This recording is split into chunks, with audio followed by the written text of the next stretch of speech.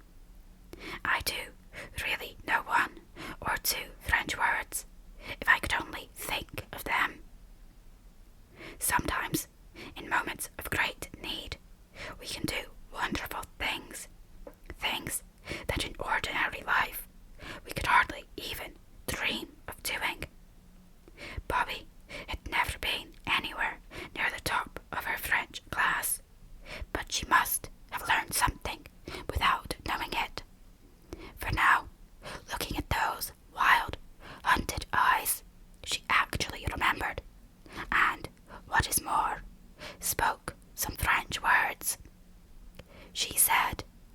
Vous attendrez, ma mère, parlez français. No, what's the French word for being kind? Nobody knew.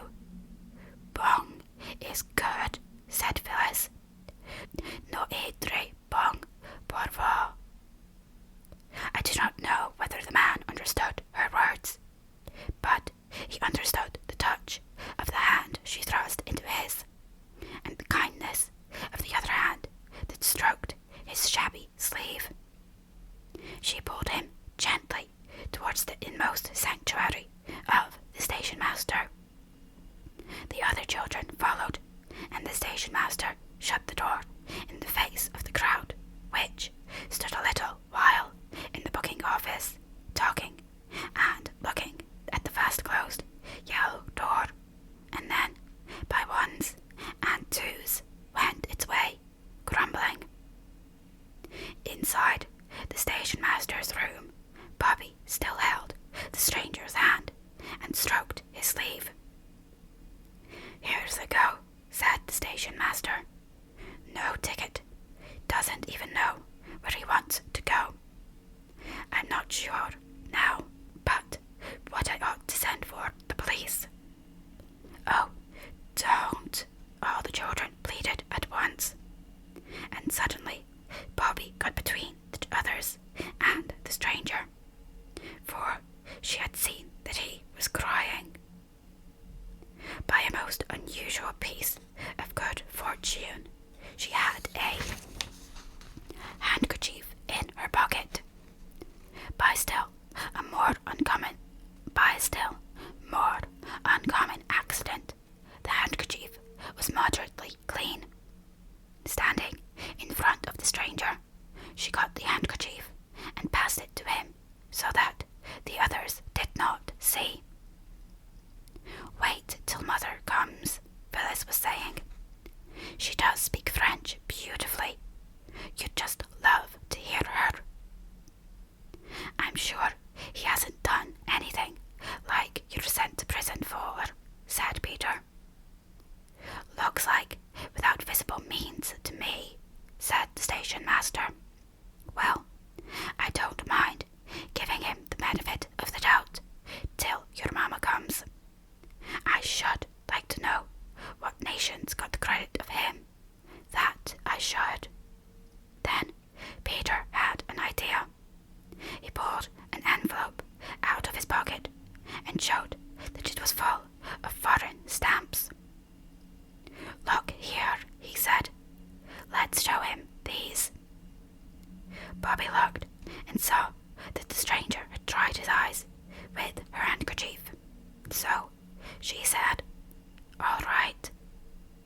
They showed him an Italian stamp and pointed from him to it and back again and made signs of questions with their eyebrows.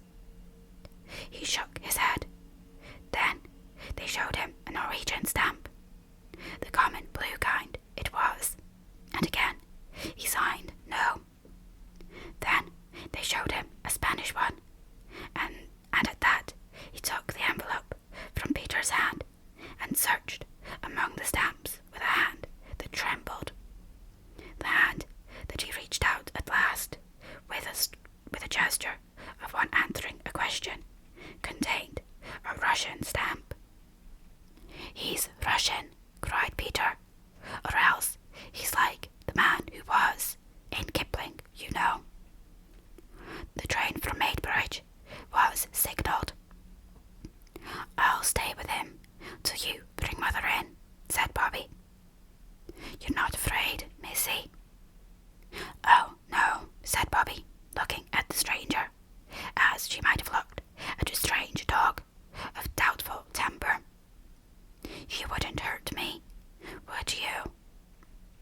She smiled at him, and he smiled back, a queer, crooked smile. And then he laughed again, and the heavy, rattling swish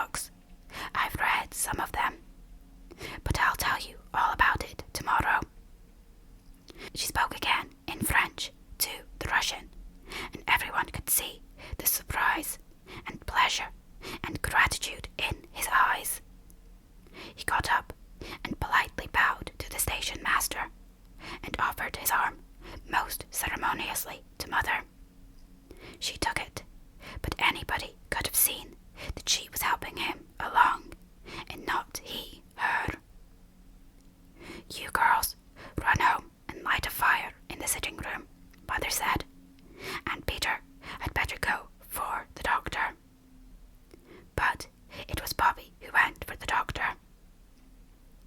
"I hate to tell you," she said breathlessly when she came upon him in his shirt sleeves, wearing his pansy bed, "but Mother's got a very shabby Russian, and I'm sure you'll have to belong to your club. I'm certain he hasn't got any money. We found him at the station." "Found him? Was he lost then?" asked the doctor, reaching for his coat. "Yes," said Bobby unexpectedly. "That's just what he was. He's been telling Mother the sad, sweet story of his life in French, and she said, would you be kind enough to come directly if you were at home? He has a dreadful cough, and he's been crying." The doctor smiled. "Oh, don't," said Bobby. "Please don't. You wouldn't if you'd seen him. I've never seen a man cry before. You don't know what it's like." Dr. Forrest wished then that he hadn't smiled. When Bobby and the doctor got to the Three Chimneys, the Russian was sitting in the armchair that had been Father's, stretching his feet to the blaze of a bright wood fire and sipping the tea Mother had made him. "The man seems worn out, mind and body," was what the doctor said. "The cough's bad, but there's nothing that can't be cured. He ought to go straight to bed, though, and let him have a fire at night." "I'll make one in my room. It's the only one with a fireplace," said Mother. She did, and presently the doctor helped the stranger to bed. There was a big black trunk in Mother's room that none of the children had ever seen unlocked.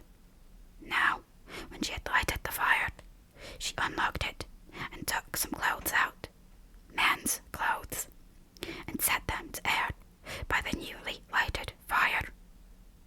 Bobby, coming in with more wood for the fire, saw the mark on the nightshirt and looked over to the open trunk.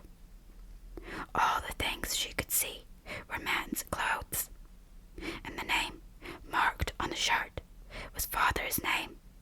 Then Father hadn't taken his clothes with him, and that nightshirt was one of Father's new ones. Bobby remembered its being made just before Peter's birthday. Why hadn't Father taken his clothes? Bobby slipped from the room. As she went, she heard the key turned in the lock of the trunk.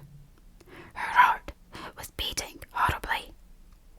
Why hadn't Father taken his clothes? When Mother came out of the room, Bobby flung tightly, clasping her arms round her waist, and whispered, "Mother, Daddy isn't dead, is he?" "My darling, no. What makes you think of anything so horrible?" I don't know," said Bobby, angry with herself, but still clinging to that resolution of hers, not to see anything that Mother didn't mean her to see. Mother gave her a hurried hug. "Daddy was quite well when I heard from him last," she said, "and he'll come back to us some day. Don't fancy such horrible things, darling." Later on, when the Russian stranger had been made comfortable for the night, Mother came into the girls' room.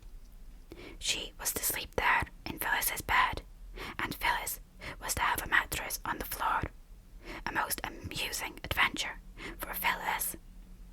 Directly Mother came in, 2 white figures started up, and 2 eager voices called, "Now, Mother, tell us all about the Russian gentleman." A white shape hopped into the room. It was Peter, dragging his quilt behind him like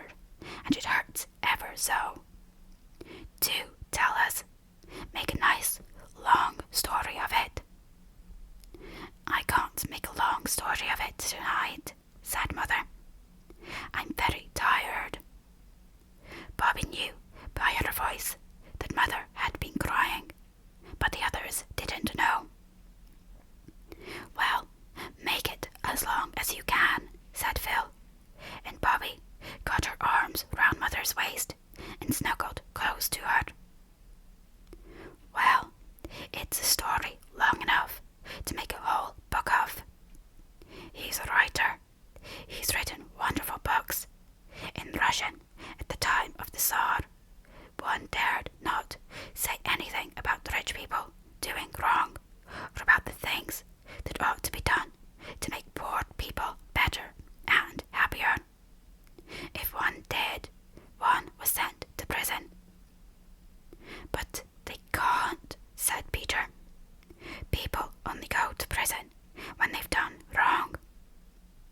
Or when judges think they've done wrong, said Mother. Yes, that's so in England. But in Russia it was different, and he wrote a beautiful book about poor people and how to help them. I've read it. There's nothing in it but goodness and kindness. And they sent him to prison for it. He was 3 years in a horrible dungeon with hardly any light, and all damp and dreadful. In prison, all alone, for 3 years. Mother's voice trembled a little and stopped suddenly. But, Mother, said Peter, that can't be true now. It sounds like something out of a history book, the Inquisition or something. It was true, said Mother. It's all horribly true. Well, then they took him out and sent him to Siberia, a convict chained to other convicts, wicked men who'd done all sorts of crimes, a long chain of them, and they walked and walked and walked for days and weeks till he thought they'd never stop walking, and overseers went behind them with whips, yes, whips, to beat them if they got tired, and some of them went lame, and some fell down, and when they couldn't get up and go on, they beat them and then left them to die. Oh, it's all too terrible.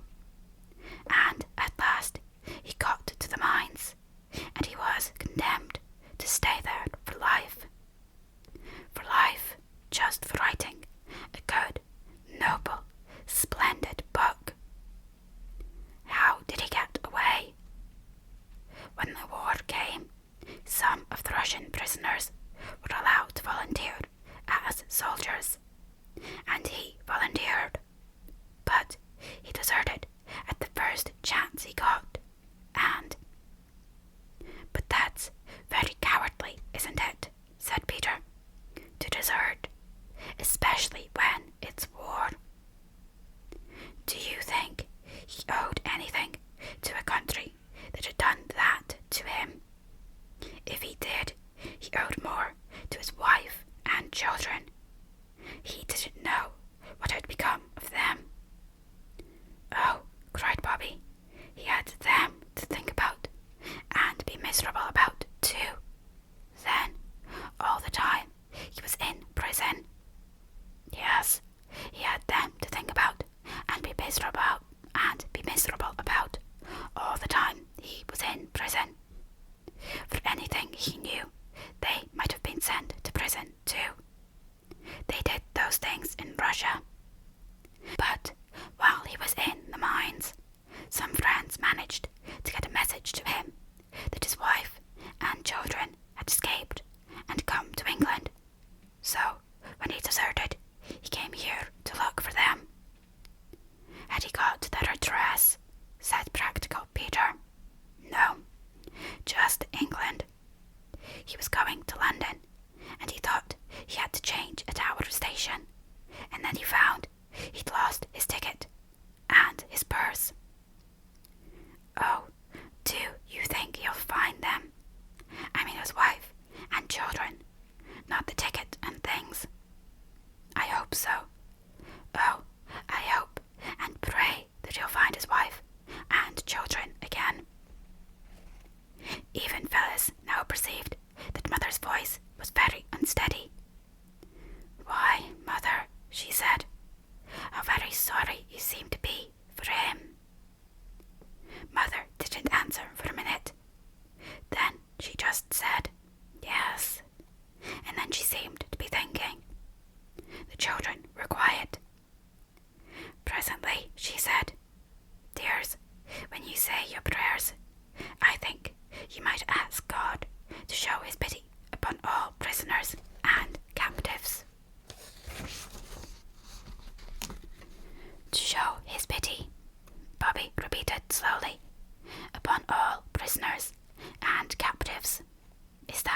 that, Mother?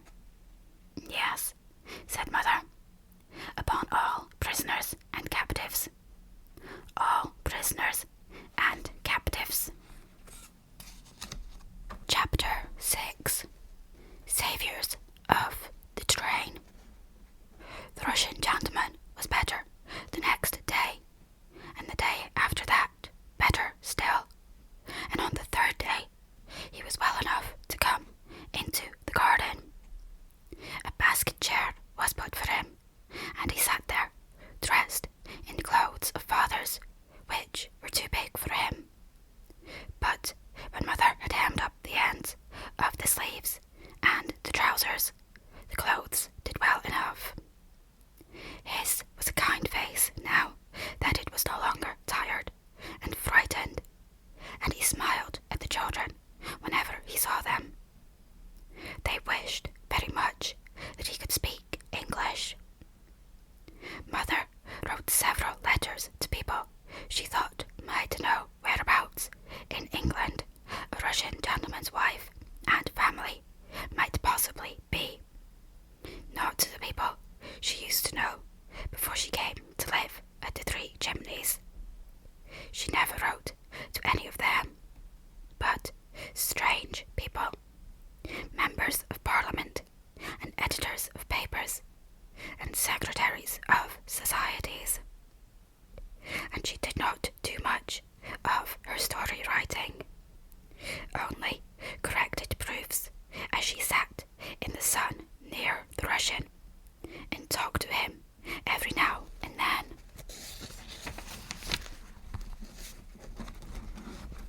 The children wanted very much to show how kindly they felt to this man who had been sent to prison and to Siberia just for writing a beautiful book about poor people. They could smile at him, of course. They could, and they did. But if you smile too constantly, the smile is apt to get fixed like the smile of the hyena, and then it no longer looks friendly, but simply silly. So they tried other ways and brought him flowers till the place where he sat was surrounded by little fading bunches of clover and roses and Canterbury bells. And then Phyllis had an idea. She beckoned mysteriously to the others and drew them into the backyard, and there, in a concealed spot between the pump and the water butt, she said, "You remember Perks promising me the very first strawberries out of his own garden? Perks, you will recollect, was the porter. Well, I should think they're ripe now. Let's go down and see." Mother had been down, as she had promised, to tell the station master the story of the Russian prisoner, but even the charms of the railway had been unable to tear the children away from the neighbourhood of the interesting stranger. So they had not been to the station for 3 days. They went now, and to their surprise and distress, were very coldly received by Perks. "Highly honoured, I'm sure," he said, when they peeped in at the door of the porter's room, and he went on reading his newspaper. There was an uncomfortable silence. "Oh dear," said Bobby, with a sigh. "I do believe you're cross." "What, me?" "Not me," said Perks loftily. "It ain't nothing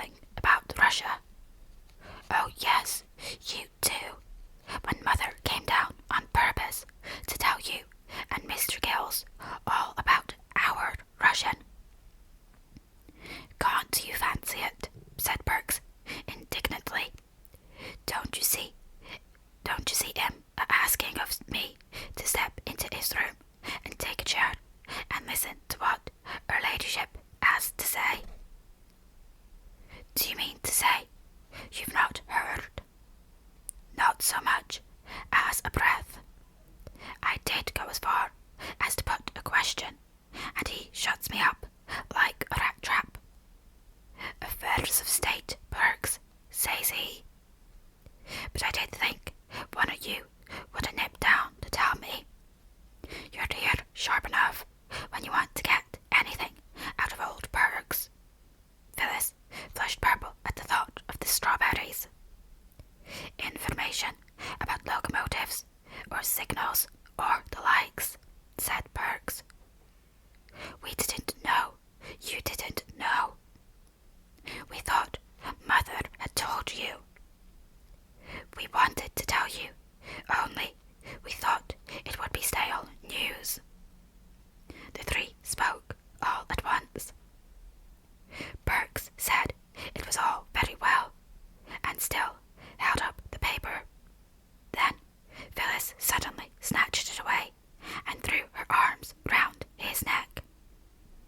Oh, let's kiss and be friends, she said. We'll say we're sorry first, if you like, but we really didn't know that you didn't know. We are so sorry, said the others. And Perks at last consented to accept their apologies. Then they got him to come out and sit in the sun on the green railway bank, where the grass was quite hot to touch, and there, sometimes speaking one at a time, and sometimes all together, they told the porter the story of the Russian prisoner. Well, I must say, said Perks, but he did not say it, whatever it was. Yes, it is pretty awful, isn't it? Said Peter. And I don't wonder you were curious about who the Russian was. I wasn't curious, not so much as interested, said the porter. Well, I do think Mr. Gills might have told you about it. It was horrid of him. I don't keep no down on him for that, missy, said the porter. 'Cause why? I see his reasons. He wouldn't want to give away his own side with a tale like that here. It ain't human nature. A man's got to stand up for his own side, whatever they does. That's what it means by party politics. And I should have done the same myself if that long-haired chap had a been a chap. But the chaps didn't do cruel, wicked things like that, said Bobby. Perhaps not, said Perks cautiously. Still, you can't be sure with foreigners. My own belief is they're all tarred with the same brush. Then, why were you on the side of the chaps? Peter asked. Well, you see, you must take one side or the other. Same as with liberals and conservatives. The great thing is to take your side and then stick to it, whatever happens. A signal sounded. There's the 3:14 up, said Perks. Now, lie low till she's through, and then we'll go up along to my place and see if there's any of them strawberries ripe, what I told you about. If there are any ripe, and you do give them to me, said Phyllis. You won't mind if I give them to the poor Russian, will you? Perks narrowed his eyes and then raised his eyebrows. So, it was them strawberries you came down for this afternoon, eh? Said he. This was an awkward moment for Phyllis. To say yes would seem rude and greedy and unkind to Perks, but she knew if she said no, she would not be pleased with herself afterwards. So, yes, she said, it was. Well done, said the porter. Speak the truth and shame the. But we'd have come down the very next day if we'd known you hadn't heard the story, Phyllis added hastily. I believe you, missy, said Perks, and sprang across the line, 6 feet in front of the advancing train. The girls hated to see him do this, but Peter liked it. It was so exciting. The Russian gentleman was so delighted with strawberries that the three racked their brains to find some other surprise for him. But all the racking did not bring out any idea more novel than wild cherries. And this idea occurred to them next morning. They had seen the blossom on the trees in the spring, and they knew where to look for wild cherries now that the cherry time was here. The trees grew all up and along the rocky face of the cliff, out of which the mouth of the tunnel opened. There were all sorts of trees there, birches and beeches and baby oaks and hazels, and among them the cherry blossom had shone like snow and silver. The mouth of the tunnel was some way from the three chimneys, so Mother let them take their lunch with them in a basket, and the basket would do to bring the cherries back in if they found any. She also lent them her silver watch, so that they should not be late for tea. Peter's water buddy had taken it into its head not to go since the day when Peter dropped it into the water butt. And they started. When they got to the top of the cutting, they leaned over the fence and looked down to where the railway lines lay at the bottom of what, as Phyllis said, was exactly like a mountain gorge. If it wasn't for the railway at the bottom, it would be as though the foot of man had never been there, wouldn't it? The sides of the cutting were of grey stone, very roughly hewn. Indeed, the top part of the cutting had been a little natural glen that had been cut deeper to bring it down to the level of the tunnel's mouth. Among the rocks, grass and flowers grew, and seeds dropped by birds in the crannies of the stone had taken root and grown into bushes and trees that overhung the cutting. Near the tunnel was a flight of steps leading down to the line, just wooden bars roughly fixed into the earth, a very steep and narrow way, more like a ladder than a stair. "We'd better get down," said Peter. "I'm sure the cherries would be quite easy to get at from the side of the steps. You remember, it was there we picked the cherry blossoms that we put on the rabbit's grave." So they went along the fence towards the little swing gate that is at the top of these steps, and they were almost to the gate when Bobby said, "Hush, stop, what's that?"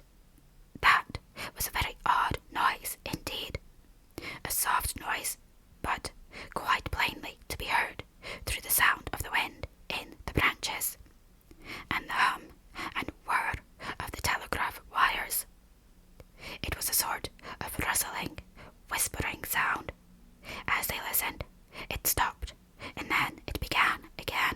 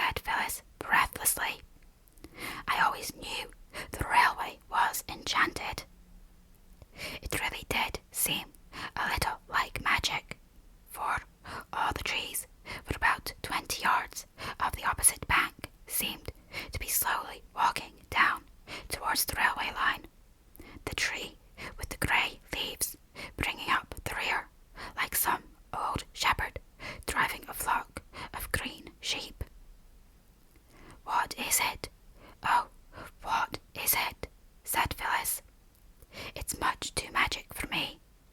I don't like it. Let's go home." But Bobby and Peter clung fast to the rail and watched breathlessly, and Phyllis made no movement towards going home by herself. The trees moved on and on. Some stones and loose earth fell down and rattled on the railway metals far below. "It's all coming down," Peter tried to say, but he found there was hardly any voice to say it with. And indeed, just as he spoke, the great rock on the top of which the walking trees were leaned slowly forward.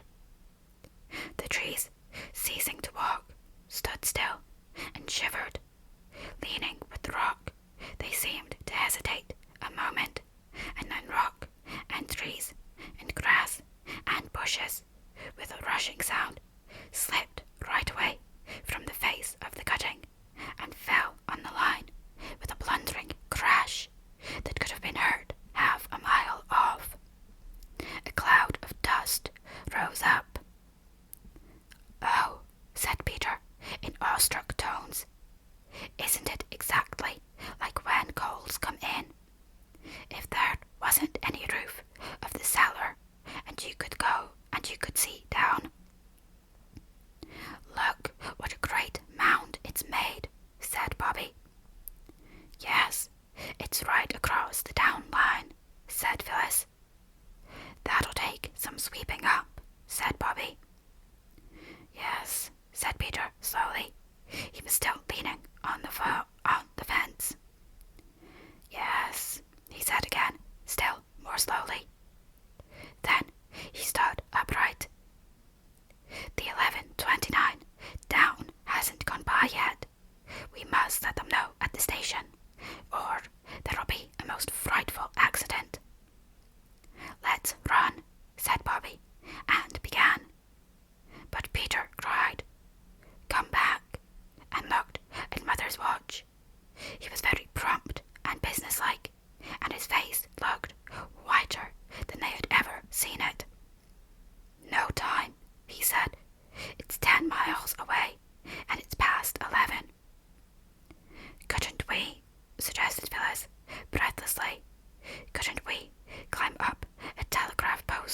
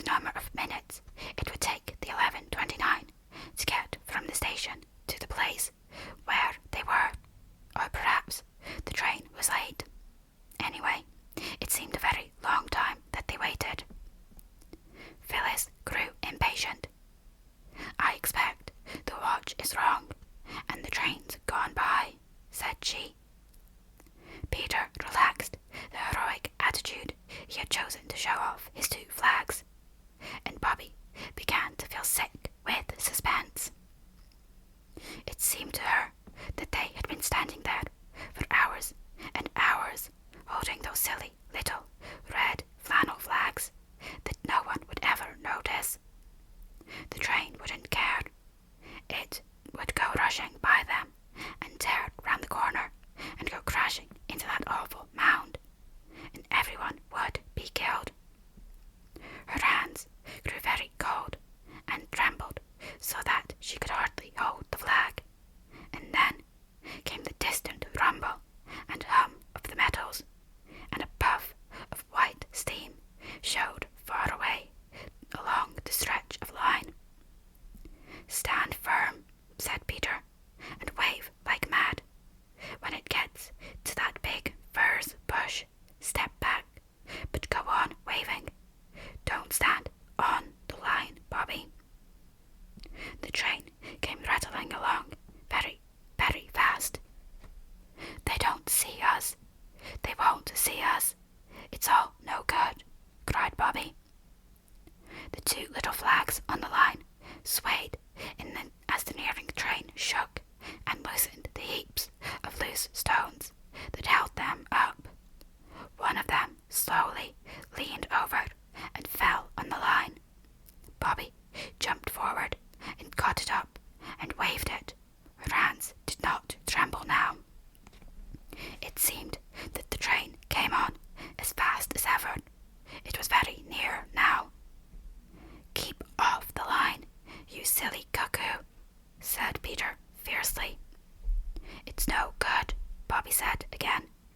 "Stand back," cried Peter suddenly, and he dragged Phyllis back by the arm. But Bobby cried, "Not yet, not yet," and waved her two flags right over the line. The front of the engine looked black and enormous. Its voice was loud and harsh. "Oh, stop, stop, stop," cried Bobby. No one heard her. At least Peter and Phyllis didn't, for the oncoming rush of the train covered the sound of their voice with a mountain of sound. But afterwards she used to wonder whether the engine itself had not heard her. It seemed almost as though it had, for it slackened swiftly, slackened and stopped, not 20 yards from the place where Bobby's two flags waved over the line. She saw the great black engine stop dead, but somehow she could not stop waving the flags. And when the driver and the fireman had got off the engine, and Peter and Phyllis had gone to meet them and pour out their excited tale of the awful mound just round the corner, Bobby still waved the flags, but more and more feebly and jerkily. When the others turned towards her, she was lying across the line with her hands flung forward and still gripping the sticks of the little red flannel flags. The engine driver picked her up, carried her to the train, and laid her on the cushions of a first-class carriage. "Gone right off in a faint," he said. "Poor little woman, and no wonder. I'll just have a look at this here mound of yours, and then we'll run you back to the station and get her seen to." It was horrible to see Bobby lying so white and quiet, with her lips blue and parted. "I believe that's what people look like when they're dead," whispered Phyllis.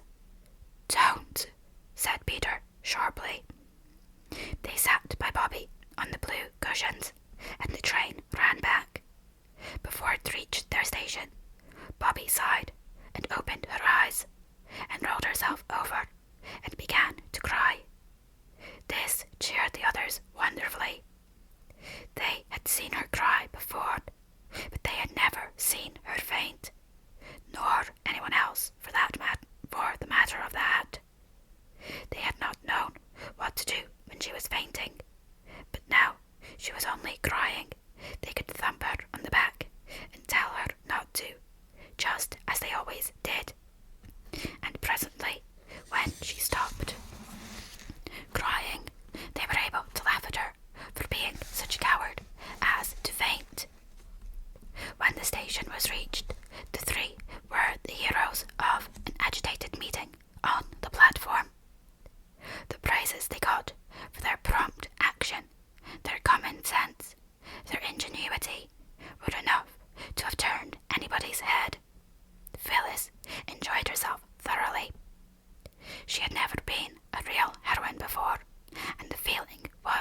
delicious. Peter's ears got very red, yet he, too, enjoyed himself. Only Bobby wished they all wouldn't. She wanted to get away. "You'll hear from the company about this, I expect," said the station master. Bobby wished she might never hear of it again. She pulled at Peter's jacket. "Oh, come away, I want to go home," she said.